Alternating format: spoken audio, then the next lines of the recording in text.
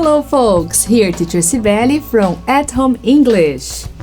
No vídeo de hoje nós vamos falar sobre o verbo to be. Pera, gente, todo mundo odeia o verbo to be. Quer dizer, não é unânime, mas a grande maioria das pessoas tem uma relação muito ruim com o verbo to be. Eu vou te ensinar hoje de forma descomplicada e fácil e simples e você vai ver o quanto esse verbo é importante na língua inglesa.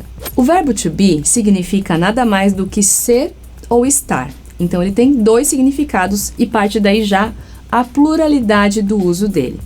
Por que eu falei pluralidade? Porque ele tem múltiplas funções, ele se encaixa em diversas situações.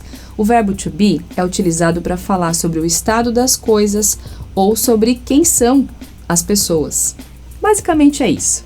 Para que a gente possa entender, precisamos falar um pouquinho sobre os pronomes pessoais. É com eles que a gente vai fazer uma relação direta com o verbo to be. O primeiro deles, eu, a gente diz I. E a primeira forma do verbo to be, I am. É só a gente tentar lembrar das coisas mais coloquiais e usuais do dia a dia, como I am happy. A gente lembra e já associa que o verbo to be está aí nessa frase. Depois nós temos as três formas dos pronomes he, she, it, que são os pronomes singulares, e a gente usa is.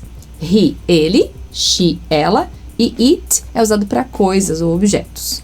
E temos as formas dos pronomes utilizados na forma plural. São eles o they significando eles ou elas, we, nós, e aí chegamos no you. Deixa eu fazer uma breve pausa aqui para explicar que o you significa duas coisas, você ou vocês. E por conta disso ele assume a forma mais geral, que seria a forma do plural. Por isso, they, we e you utilizamos com are. Então aí estão as três formas do verbo to be, am, is e are, associadas aos pronomes que eu te expliquei aqui no comecinho do vídeo. Agora eu entendi esse lance do you.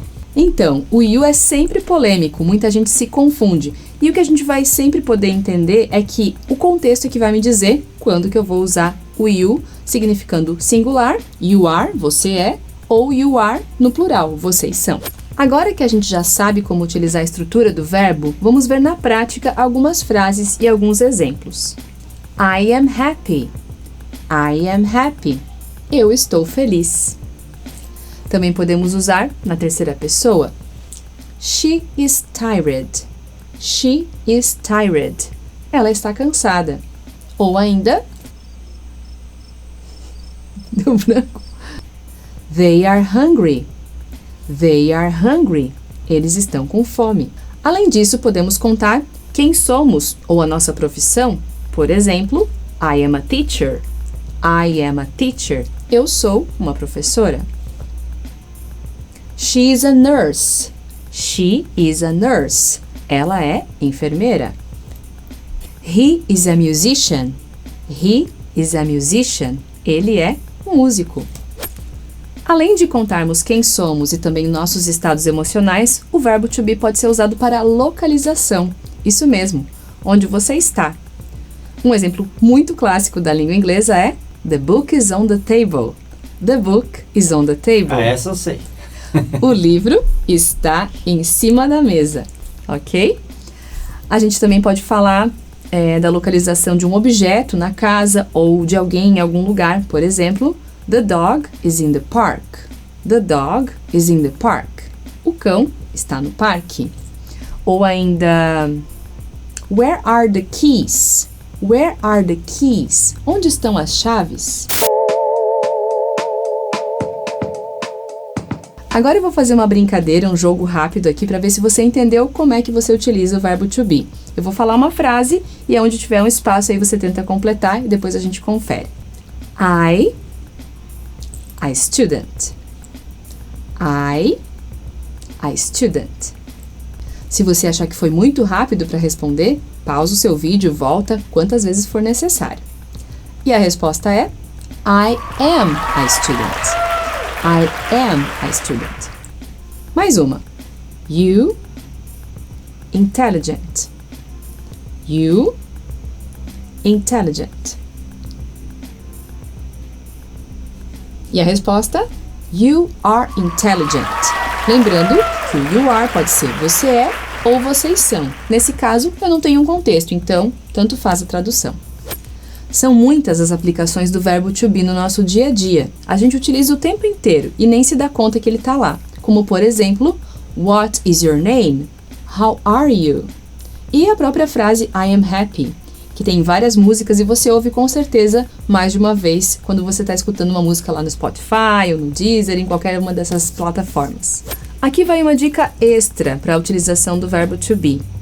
Quando a gente pergunta a idade, a gente normalmente associa a fala do quantos anos você tem e pensa no ter. E aí muita gente comete esse erro de usar o have para falar de idade em inglês. No inglês, a gente utiliza o verbo to be para falar de idade também. Olha ele aí de novo. A frase mais comum, how old are you?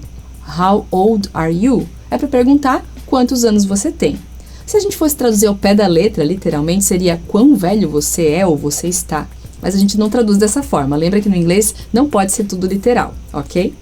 Então, quando eu vou responder minha idade, eu digo I am e a idade que eu tenho naquele momento. Então, quão velho você é, você está usando I am para falar a sua idade.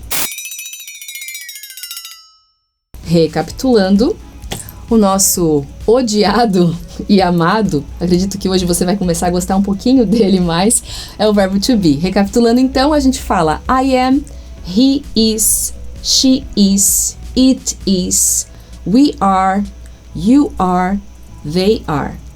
A gente pode abreviar, se a gente quiser, rapidamente. I am fica I'm, she's, his e it is é o som do S bem curtinho. She's, his and its.